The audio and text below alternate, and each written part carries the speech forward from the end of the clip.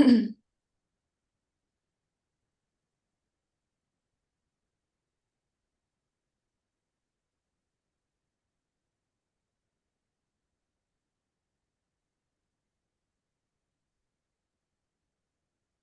see if I can see our attendees chat. Okay.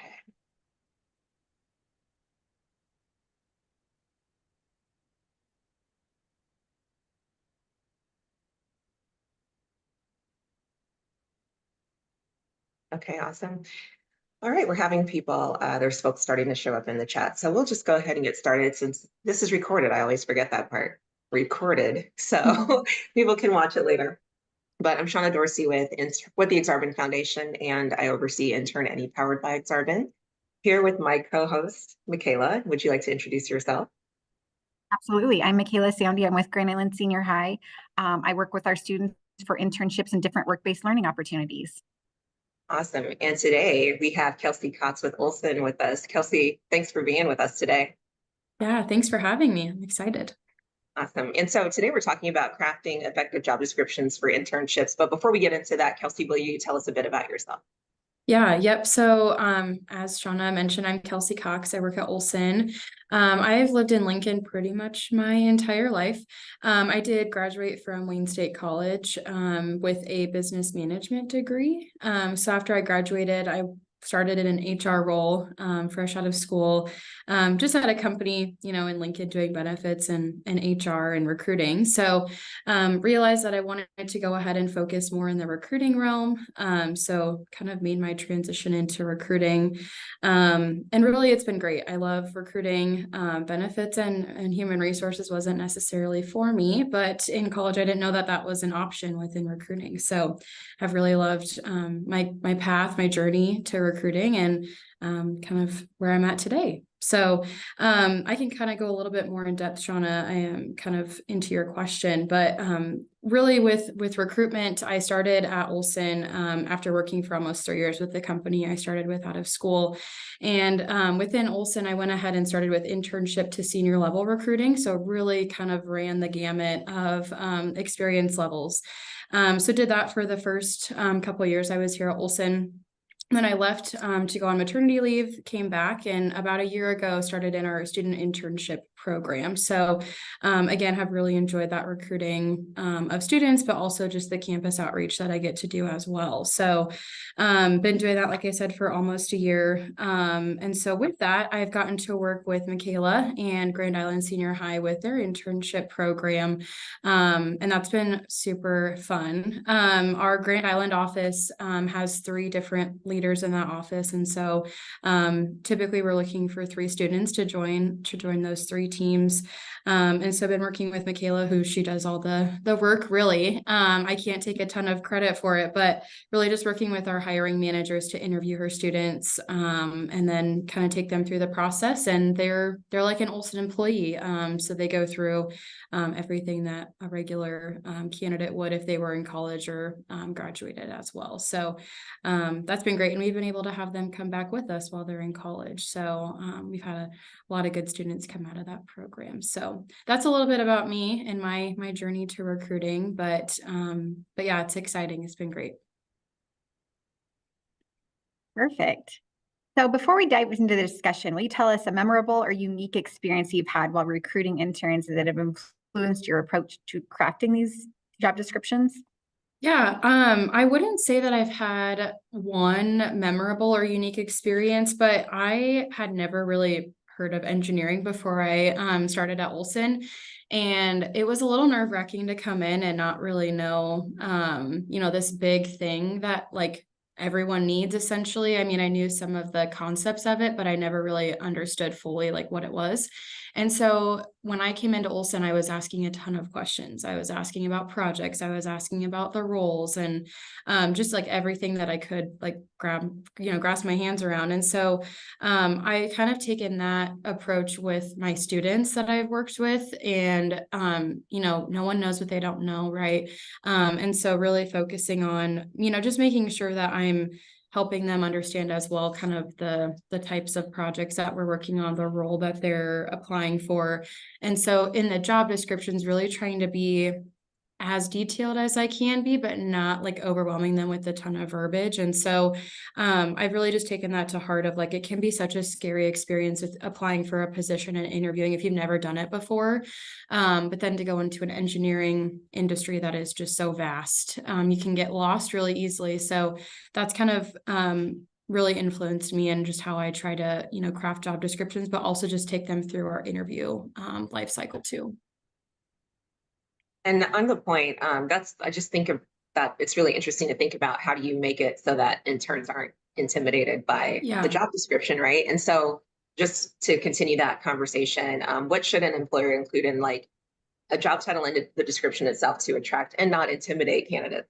Yeah. It's a healthy balance, right? You gotta give them a lot, but not too much. And so what I try to do with my job titles and what we try to do in general here, at the firm I work at, it's really focusing on just being direct. So typically if I have a team, let's just say like water resources, they work on a lot of projects that involve like dams, surface water, like floodplain management, those types of things.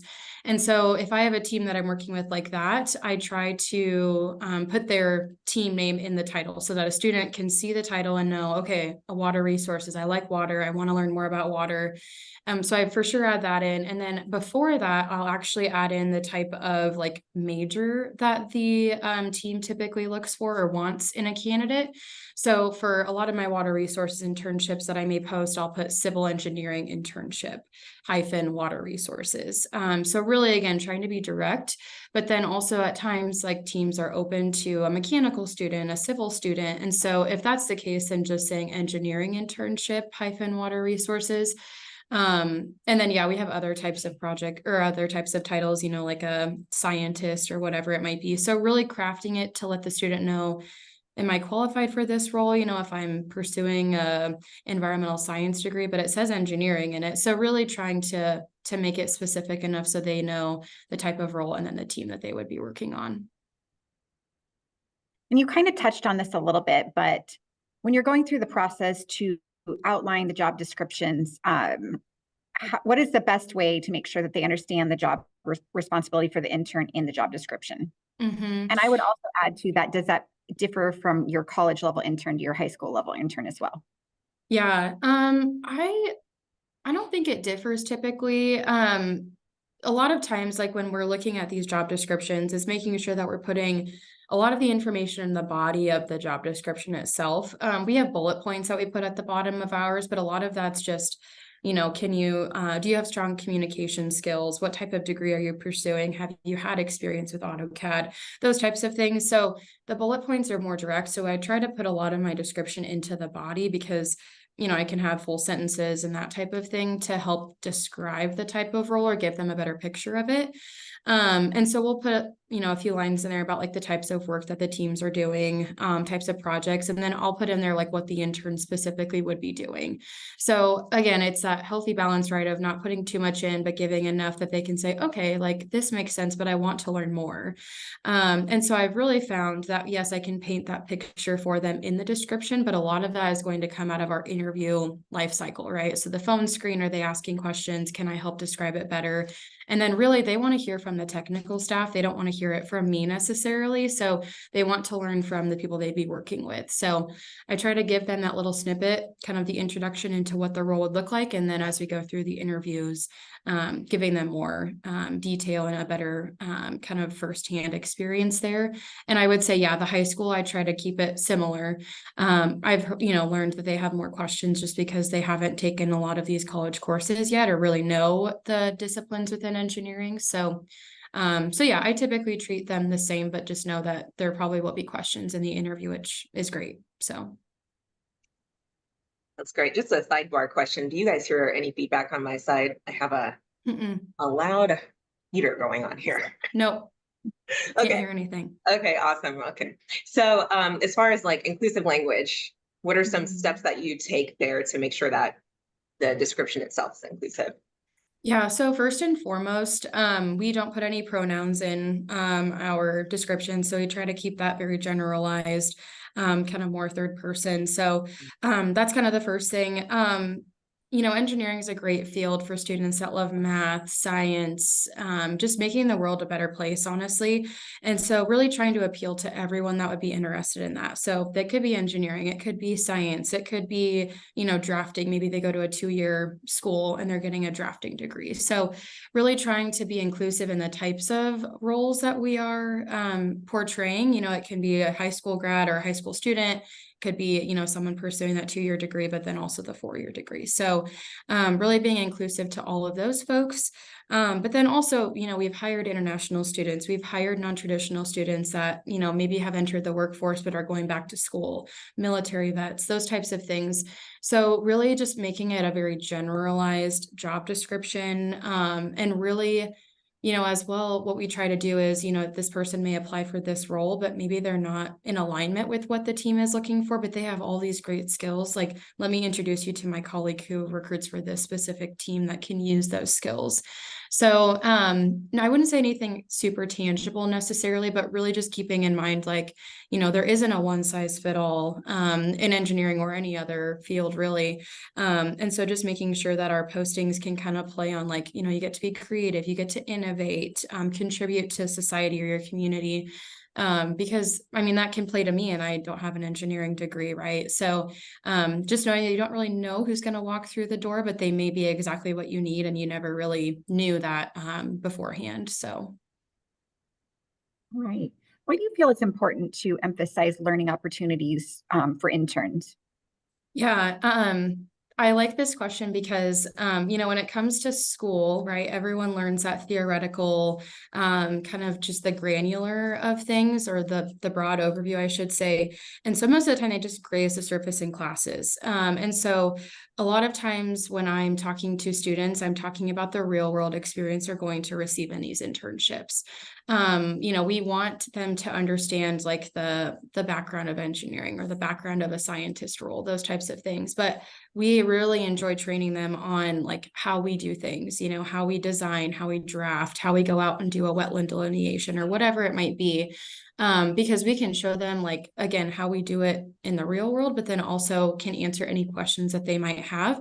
And honestly, we've learned that, these students that are sophomores, juniors that are going back to classes after a summer internship, they will teach other kids in their classes about what they've learned over the summer, or they feel like they have a really good baseline into a specific subject that they haven't even taken a class on yet, or maybe are taking in that fall or whatever it might be. And so, we really want to make sure that we can show them, like, just how it's used on a daily basis. And even things outside of the, technical world of, like, communication skills, organization skills, those types of things.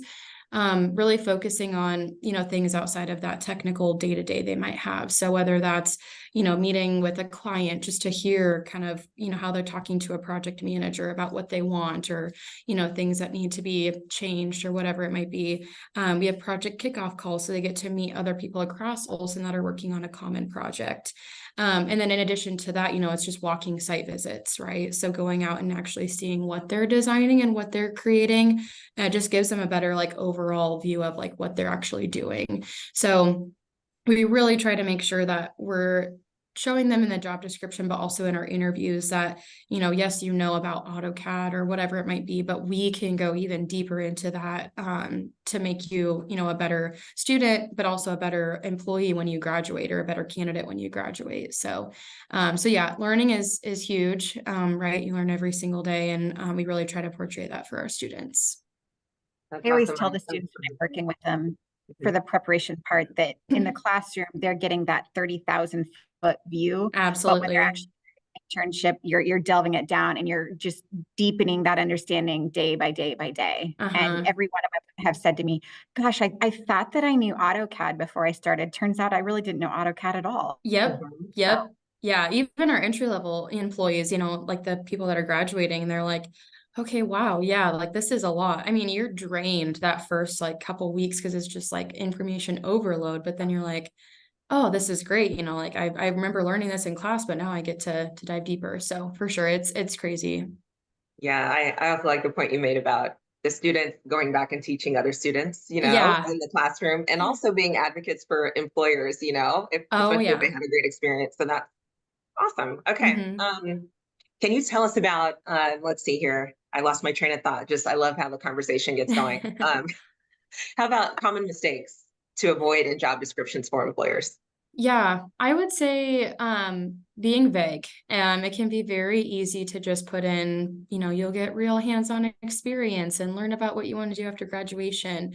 So I think making sure that you are, kind of keeping that in mind of like, okay, if I was a student, what would I want to know about like what type of job I'm going to be pursuing or whatever it might be. And so I think just making sure that you're giving them enough detail to provide them with an idea of what that role will be like is really important. Also, a couple things that I've learned as I've started with Olsson and just posting positions in general. Some states require other information to be included in job descriptions that maybe like Nebraska or other states might not require necessarily or like make legal. So for example, in like Colorado, California, you have to put in your hourly rate wages or like salary ranges. And so I've learned that sometimes you have to do some research to see like, okay, what should I be putting into these job descriptions that is mandated or that I have to put in. So that's something else that I've learned is there are some nuances with certain states that we may be recruiting in. But yeah, I think the biggest one I would say is just being vague. Because the students are going to ask regardless, like, okay, well, what am I doing in the job? Like it said this in the description, but I want to know more. So if you can kind of combat that firsthand or, right away and give them a little glimpse into it, I think that's super important for them. So in an ever-changing job market, what can employers do to ensure that the job descriptions are relevant to today? Mm-hmm. Yeah, I think with this, it's really easy to get in the rut of just like reusing job descriptions over and over and over again. And so the thing that I found to be helpful is to run the job descriptions by my hiring managers or by my mid to senior level folks that are on these teams, because they're in the field. Like they know when technology is changing, they know when, project types are changing or we're getting a new project or whatever it might be. And so, if a manager comes to me and says, hey, I know we just hired a student last summer, but I want another one for this upcoming summer. I'm like, okay, great. I have this description we used last year. Can you please take a look at it and let me know if there's anything that should be updated, changed, included, whatever it might be. So I've really found that working with them, they're in the field firsthand, so they know.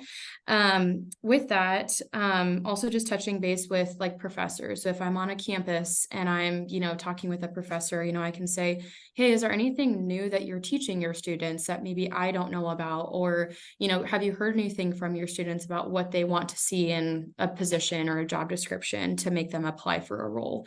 So I found that could be beneficial just because curriculum, is ever changing at times. So another one that I've kind of thought through there with the professors, but really it's the students. So I have an intern on my team.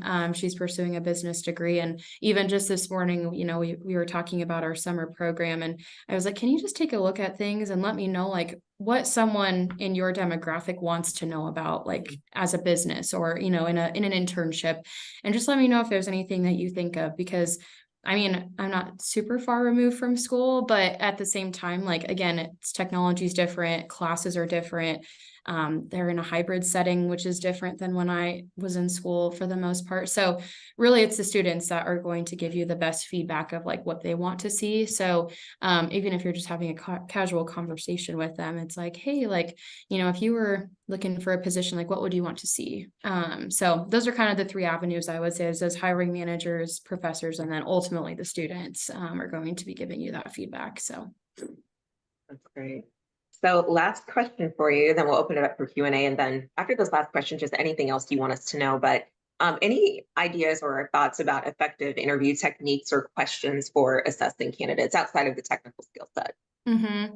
Yeah. I also love this question. I could go on a tangent, so you may have to stop me, but really quick, when I was before I graduated, I was interviewing for a position in a smaller town here in Nebraska, and I was so nervous. I mean, this was like one of my first interviews, and this is for a full-time position post-grad. And I went into this interview, like sweating, just nervous, and didn't really know what to expect. Went in and it was like a panel interview. So there were like 5 full-time employees on this interview. And that made me even more nervous, right? It's just like, I don't know all of you. I don't know, I know names, maybe a little bit of background. So I really have taken that experience that I had and kind of tried to implement that into my interview techniques of like, everyone's nervous, right? You could be a new student, a student that's never had an internship or a position. You could be someone that, again, is going back to school after their non-traditional kind of route or whatever it might be. And so I just try to make it as comfortable and conversational as possible. I don't want to use the word casual because, we try to make sure that it's still like a formal interview, but at the same time, like no one's going to interview well if it's like super like stuffy and formal.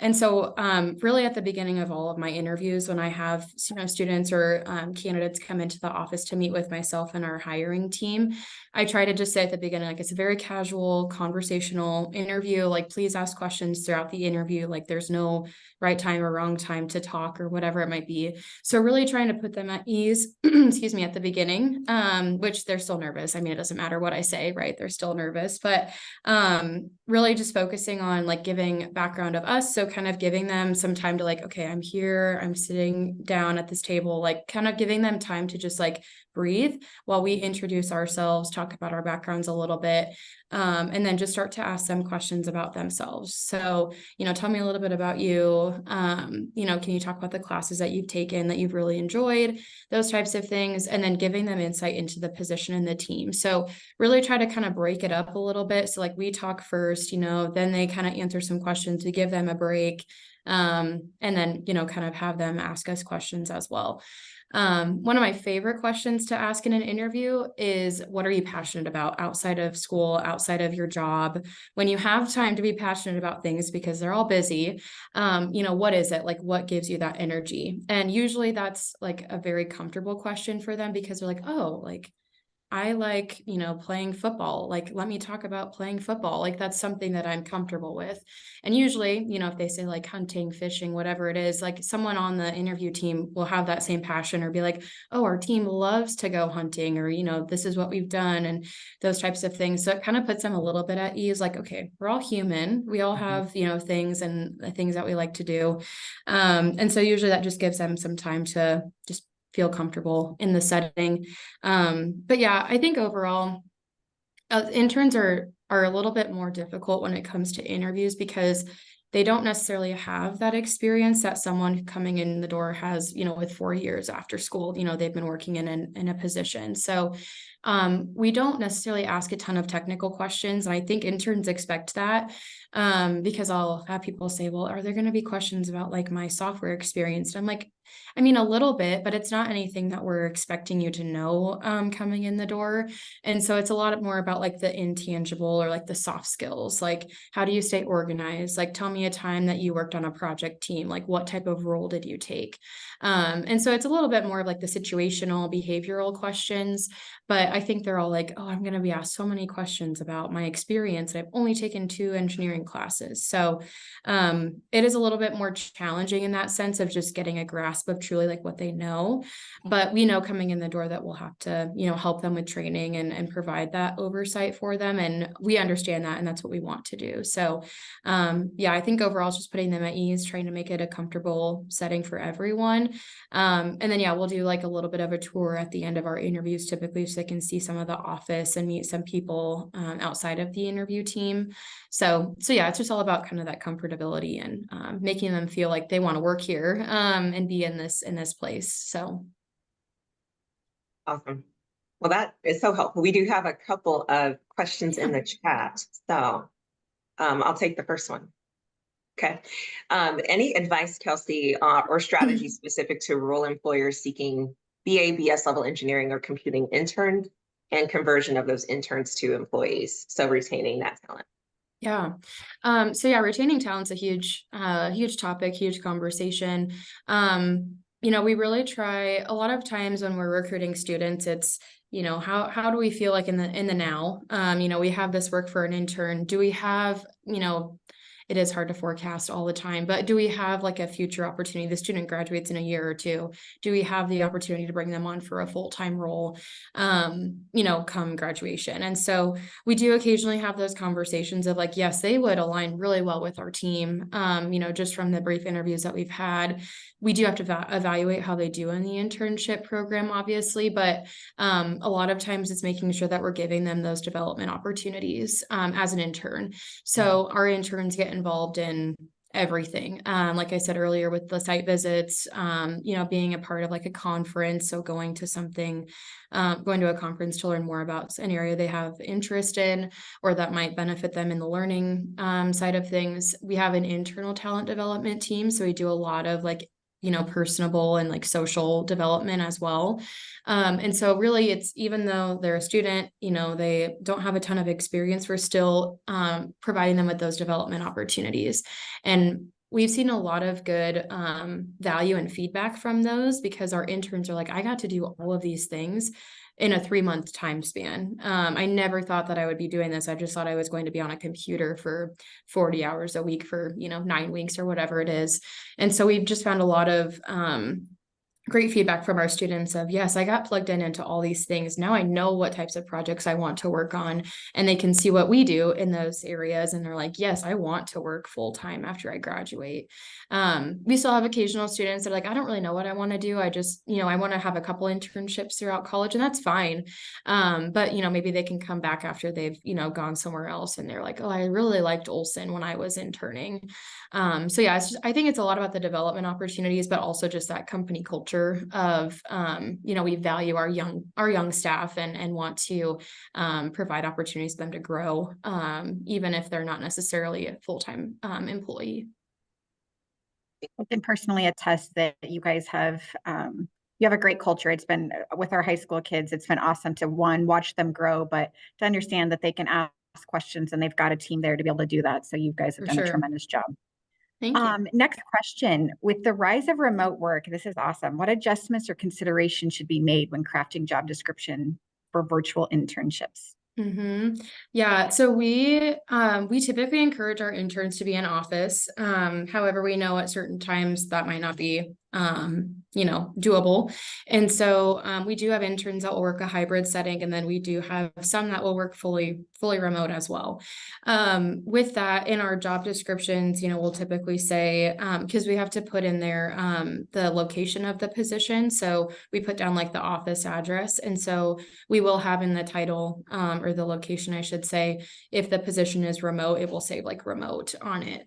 And then we're having continued conversations with those candidates as we're interviewing them.